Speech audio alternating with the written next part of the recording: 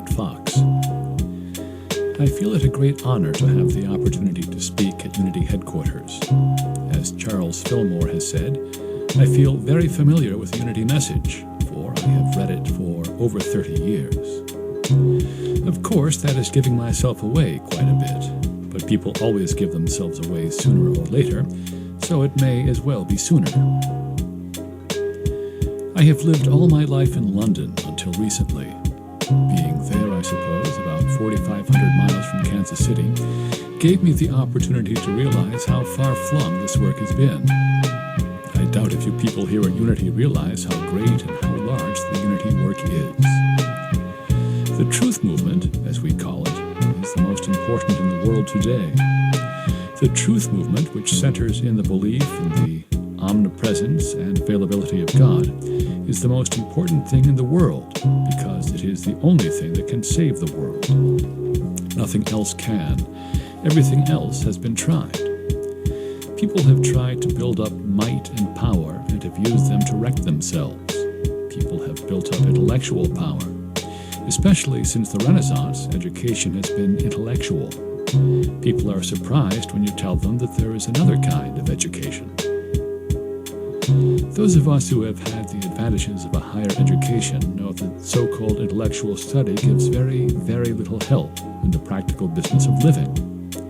This truth movement comes along, takes hold of people, changes them, restores health if that has been lost, restores estate if that has been lost, restores self-respect if that has been lost. It puts people on their feet and shows them that there is something worth living for. Among the various sections of the present-day truth movement, Unity is probably the most important. Your work is practical. It has the character and quality of Jesus Christ because it is kindly and friendly. You do not put fear into people.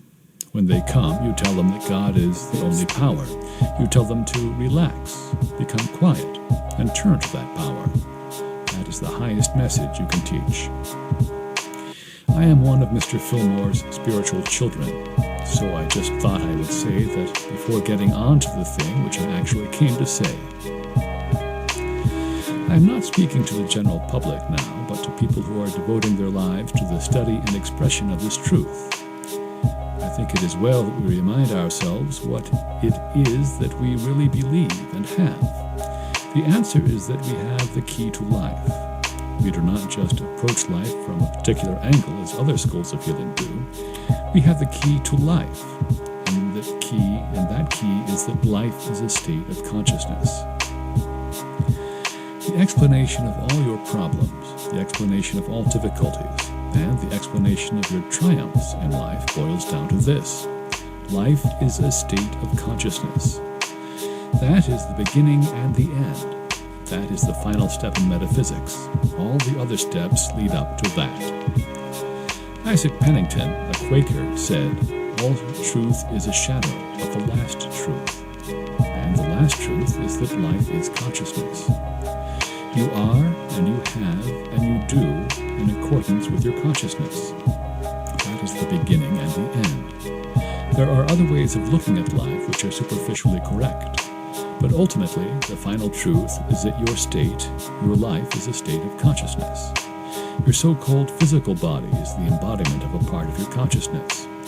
Your home is the embodiment of another part of your consciousness. The kind of work you are doing, whether you are in work which you love or work which you hate, is the expression of your consciousness at that point. The kind of people you meet and the people you attract into your life are the expressions of your consciousness about your fellow human beings. If you came to me and told me that you can't get along with people, I would tell you to get a card about the size of a postcard and write this on it: like attract like. Then put it inside your closet where other members of your family won't see it, because when you are grumbling and finding fault, they could point their fingers, which will be very embarrassing. So put your card inside the closet. People come to me and say, if you only knew the kind of family I have, if you only knew the kind of people I have to be with and work with. I say, the law of being says, like attracts like. The ultimate explanation is that life is a state of consciousness. Unless you change your state of consciousness, nothing else can change. All trouble, all disappointment, all depression, all limitation is a state of consciousness. People are trying to change outer conditions, but leaving their consciousness unchanged, and it cannot be done. The only fundamental way to change things is to change your consciousness, because you always must and always will get the conditions that belong to your consciousness. You cannot cheat nature. You can drag to you, through willpower, certain things that do not belong to you, but you can only keep them for a short time. The moment you take your hands off, they fly away. That was the real cause of the financial collapse of 1929. The prosperity that had been built was not true prosperity. People had been gambling on the stock market and had attracted or dragged to themselves prosperity that they were not entitled to by right of consciousness, and of course, they could not keep it. The same thing applies to health. You can compel a certain part of the body to picture health for a short time, but if you do not have the consciousness of health, you cannot keep it. You heal a person of rheumatism, and he has sciatica. You heal him of that, and he has trouble with his sight. You heal his sight, and his lungs weaken, and so on. These are not healings. They are temporary cures because they are attempts to put into the body something that doesn't belong there by reason of consciousness. When you want to solve your problems or change your life, you can see at once that the only way to change is to change your consciousness. Nothing can come to you permanently, nothing can stay with you permanently, except what you are entitled to by your consciousness. Emerson said, "No man and no institution was ever ridden down or talked down by anything but itself." People may slander you, but no one can hurt you except yourself. Nothing can wreck a church or a center or a movement or a country except itself. A woman said, "I started a center and everything went beautifully until some horrible person spoiled everything." I replied, "You are the horrible person who spoiled your center, because if you started a center and it didn't succeed, then you did not have a right consciousness for that work. You should have changed your consciousness until you did have a good center, and then nobody else could have spoiled it for you."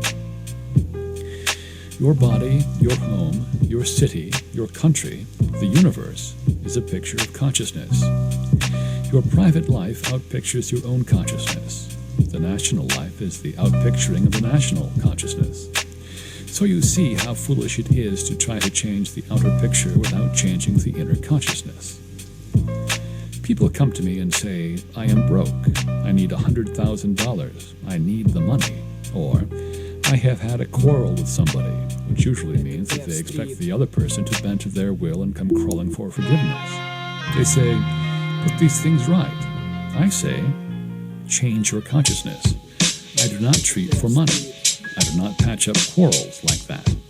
But I do help you change your consciousness." Some of them smile and say, "Oh no, my consciousness is really quite good. Other people are to blame, my mother or my sister." I answer, "No.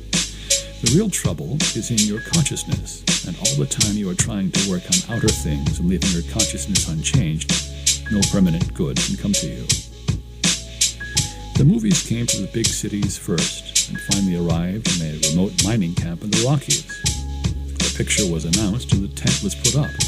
The residents had never been to a movie. The tent was packed with cowboys and miners, and at a given moment during the showing of a blood-curdling melodrama, the villain began to choke the heroine.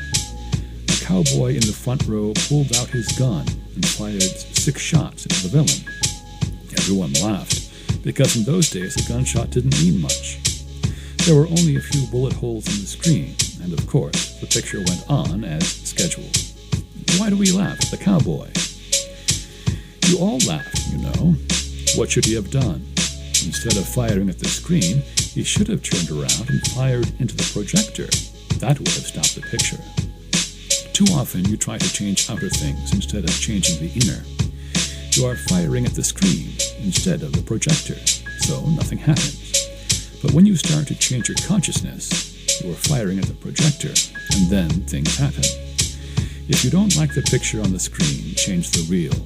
If you don't like the picture you were seeing and would like to see some other, You wouldn't get a cloth and try to rub it off as if from a blackboard. You would take out that reel and put in the reel you want. The scientific way to approach life, if you do not like the picture you are getting, is to change the reel. How do we change the reel? By rising in consciousness. The only real healers are practical ones.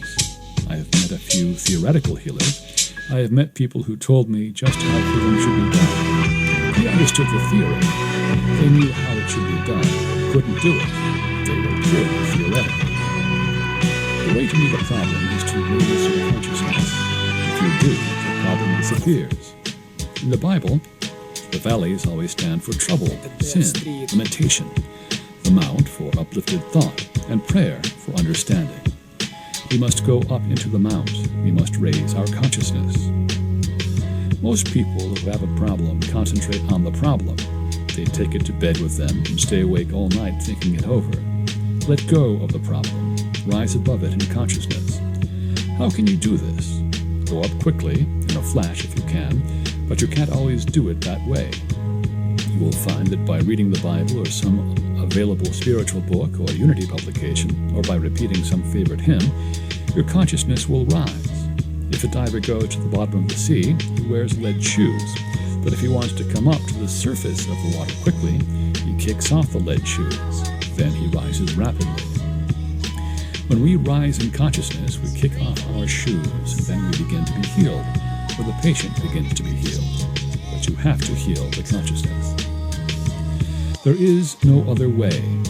The great key to consciousness lies in the Word, which Unity has been teaching. In the beginning was the Word, and the Word was with God, and the Word was God. All things came into being through him, and without him not one thing came into being. John 1:1-3. The first chapter of John is a reflection of the first chapter of Genesis. The Greek word logos means the great creative word. The great creative word is I am. It is the secret of life. We are given it in Deuteronomy, and Jesus identified himself with it. Jesus was a great reader of Psalms and Isaiah and Deuteronomy. The key to life is not somewhere outside of life.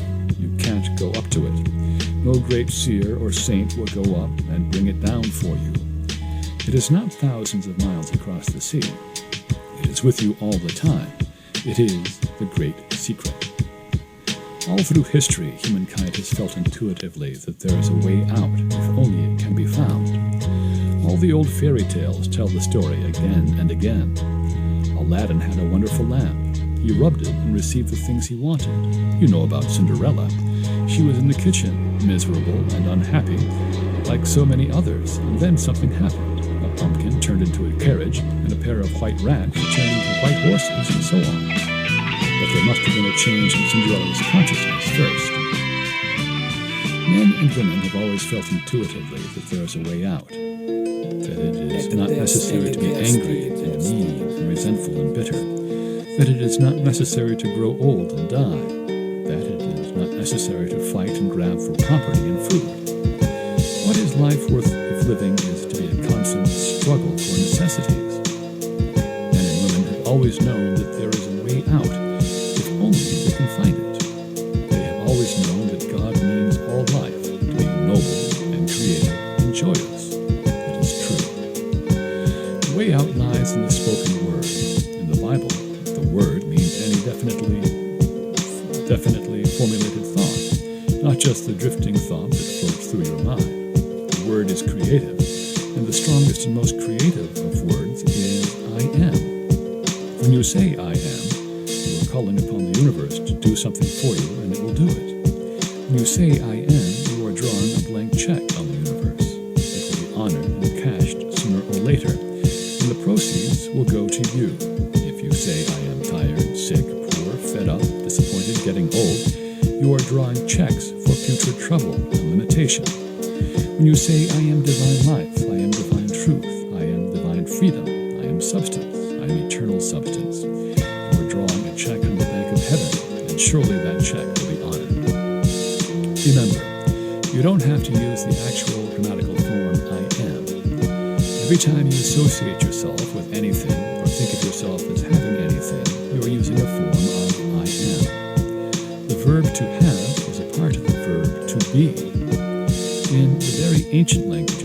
is no verb to have.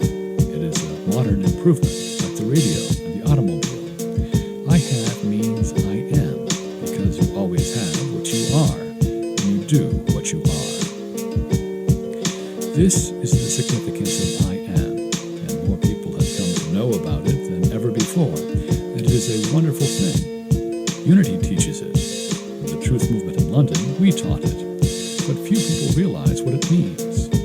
Whatever you associate yourself with, you bring into consciousness. What is the first thing we do when we talk? We say, I am this, I am that. Perhaps my father was Mr. Jones, therefore I am a Jones. The people across the way are Robinsons. They are strangers to me because I am a Jones. Immediately, the baby picks up all the prejudices of Mr. Jones. So we say, I am a Frenchman, or I am a German, or I am an Englishman. The Frenchman gets a great many prejudices concerning the German and the Englishman. The German gets prejudices concerning the Frenchman and the Englishman, and the Englishman gets them concerning the Frenchman and the German. Why pick up so many prejudices? Why pick up any prejudices? Then the child grows older, and of course his family is interested in politics. Again, he sets up in his mind a whole army of prejudices. He belongs to a certain party because his father does. He goes to a particular school or college and collects more prejudice. He should use the I am to say, I am for freedom. He should use it to break down the walls of resentment. It is your I am, whether you use it or not. But there is one thing that no one can do for you, and that is to save your soul, because no one can speak the I am for you. No one can say I am for you or another. You would have to say you are or he is. In Revelation, we read, to everyone who conquers I will give some of the hidden manna, and I will give a white stone. And on the white stone is written a new name that no one knows except the one who receives it. Revelation 2:17. The white stone means the ascension of the divine nature because of its purity. The new name is the new character and the new life. You speak for yourself and you save your own soul. Teachers can write books for you. They can talk to you, but they cannot save your soul because they cannot talk for you. When anyone uses I am for you, it becomes you are. It is your I am, and no one can use it but you. The I am is God in action. God is not a man. God is working through you. You are not separated from God. God does not sit far up in the sky and send you a good idea. God is the I am, giving you a new embodiment, a new creation. Whatever you believe, you create. You are the I am. God knows himself in your consciousness, and that is knowing God. I want to emphasize this point. You build your consciousness with your I am. No one can do it for you. No one else can do it for you. And you can't cheat. Sometimes you can cheat in business. Sometimes you can in gambling, but you cannot cheat with the I am. Appearances count for nothing. Your consciousness is built with the I am. According to your I am, so are your conditions. You are not using the I am only when you think and speak affirmations. Perhaps a weakness in our movement has been a tendency to overrate affirmations. We have to use them because they are a memorandum of what we are to think. Every action that you do all day long, you are building into your consciousness. You'll never build anything into your consciousness until you do it with practice. Meditating an hour in the morning after breakfast helps very little unless you carry the realization with you into your everyday life. If you lie or cheat or are selfish, then that is what you are building into consciousness. We have dwelt so much on thought, what we call words, but we haven't always insisted that it is the practical conduct all day long which builds up consciousness. People tell me that they spend an hour every morning building up their consciousness, but often, as soon as the hour is up, they have forgotten it. You build your consciousness by the things you do all day long. It is by such things that we are judged. God does not judge us. We judge ourselves by the consciousness we build, because life is a state of consciousness.